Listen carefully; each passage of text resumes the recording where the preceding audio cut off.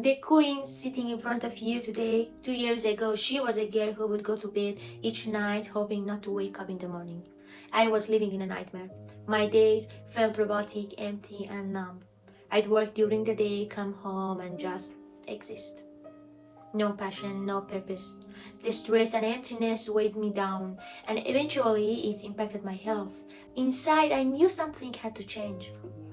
I asked myself, is this all there is? Will I keep living like this? And I made a choice to take control of my life, to fight for it no matter how hard it was. I didn't know what the journey would look like, but I knew I had to start.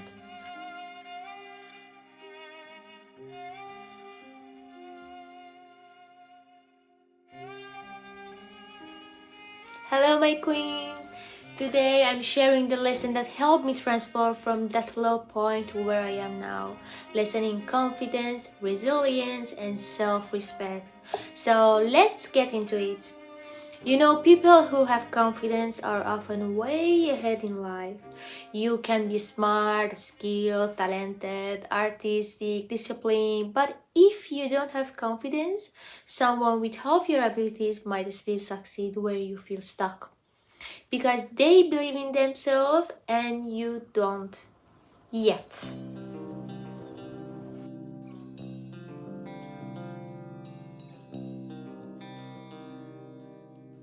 Transformation. Taking control and making choices. The first step in my transformation was recognizing that confidence isn't something that just appears. It's something you build step by step through your actions, your choices, and your mindset. I let go of my bad habits. I left a relationship that wasn't right for me, and I chose to face life alone, miles away from my family. That choice wasn't easy, but it was the beginning of rebuilding my life. I reminded myself again, I am the queen of my life, the hero of my story.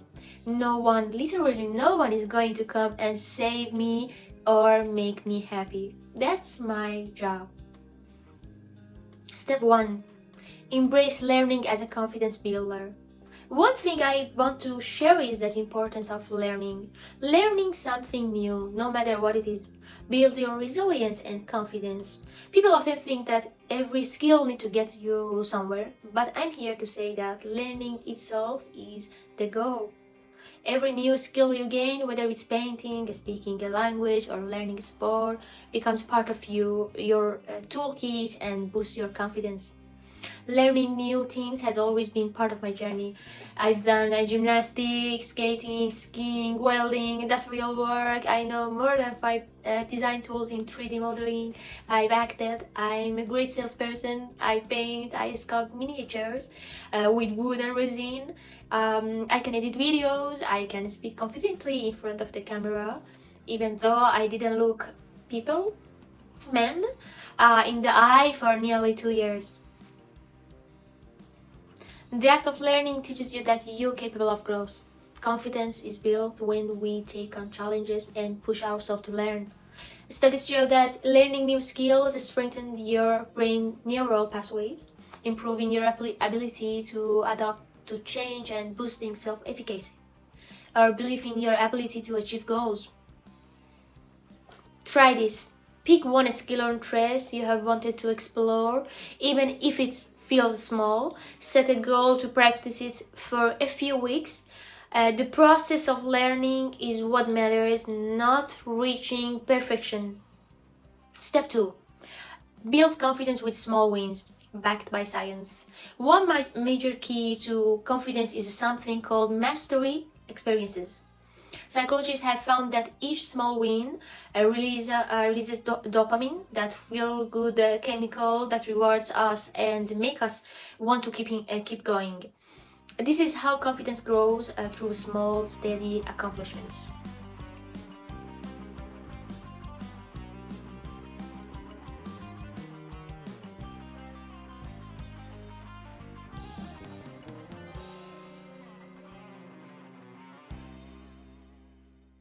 Try this. Pick one small goal today that you know you can achieve. Maybe it's getting out for a walk, cleaning your room, or finishing a short book. Every small win builds that confidence muscle.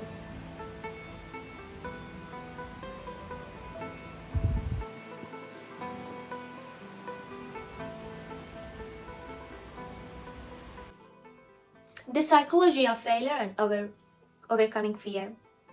Confidence doesn't mean you are unafraid of failing. Instead, it's about trusting that even if things don't go as planned, you will learn and grow.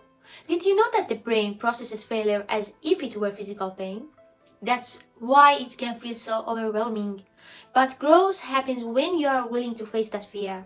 For example, in December 2020, I received my visa and immediately bought a one-way ticket to Italy for the following months. I cried every day that month. I was terrified, going somewhere unknown, completely alone. But I asked myself, do you want freedom? The answer was yes. And so I went. Yes, I was scared, but I kept going. Confidence means trusting that you can handle whatever comes your way, even if it's a setback. Exposure Trappy, a technique in psychology, uses small, manageable steps to help people face their fears. The more we expose ourselves to new challenges, the less intimidating they become. Try this. Challenge yourself to do something that feels uncomfortable but manageable. For example, if public speaking scares you, start by speaking up in small group settings and work your way up.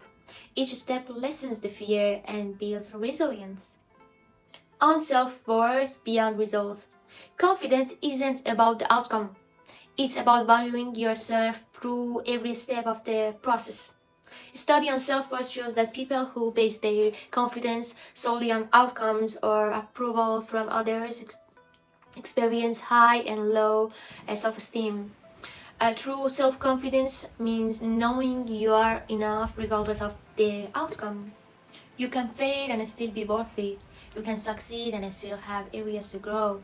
Confidence is rooted in self-worth, not result. Embrace the journey, not just the destination. Because confidence is about being okay with who you are along the way. On comparison and self-acceptance. Comparison is one of the biggest confidence killer. Social media can make it so easy to look at others' lives and think, why can't I have that? But comparison is only helpful if it inspires, not if it makes you feel less. Psychologists call this upward social comparison, when we look at people who inspire us and see what we can learn from them. Instead of comparing yourself to those who seem far ahead, look to someone slightly more experienced and use as motivation. Ask, what can I learn from them, instead of why I'm not like them. I learned to see it differently. Now when I see someone achieving something I want, I use it as motivation, asking myself, how can I reach that level? This shift made a huge difference in my confidence.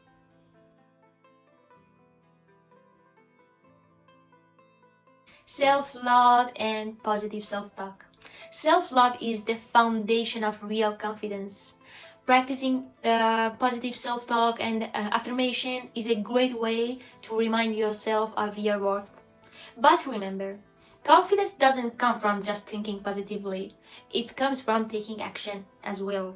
Positive self-talk is like preparing the soil, but you still need to plant and water the seeds by taking action. Positive affirmations are powerful, but they need to be paired with action. Scientists have found that repetitive self-talk combined with action strengthens neural pathways in the brain. This process, called neuroplasticity, rewires the brain to build confidence. Try this. Start your day by telling yourself one positive affirmation like, I am enough, I am beautiful, I can do it, things are always working out for me. Then back it up by doing something that aligns with that belief, whether it's a workout, a productive task, or self-care. Step 6. Cultivate inner self-worth over external validation. True confidence comes from within, not from what others think. People who base their worth on validation from others, like compliments, social media likes, or approval, often experience highs and lows. But when your confidence comes from your own sense of worth, it's stable and lasting. Try this. Take a break from social media or post something without checking for likes. Focus on things you love about yourself. that no one else has to validate. Studies on self-worth contingencies show that self-esteem based on external validation is more unstable, while inner self-worth provides lasting confidence. From my journey, I used to care so much about others' opinions, but as I began to trust my own voice, I felt free. Now I know that confidence is about what I think of myself, not what others think.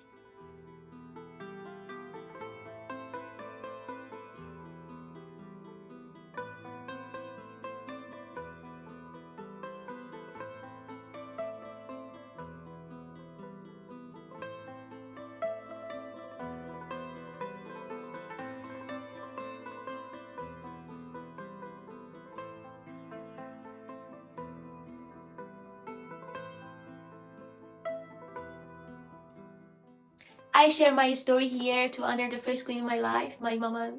I want her to see me alive fully, courageously, and authentically. And I want each of you, my queens, to feel inspired to do the same. Confidence isn't about never feeling scared or unsure. It's about showing up, learning, and believing that you are enough as you are. Follow along, share your own journey, and let's rise as queens together. Remember, confidence isn't just for the bold or the fearless. It's for anyone willing to take one small step at a time. And by the way, self-confidence is a journey that doesn't stop here. I'll be sharing more about building confidence and going even deeper in future videos. And next week, I have a special travel vlog from Zurich, so make sure you don't miss it.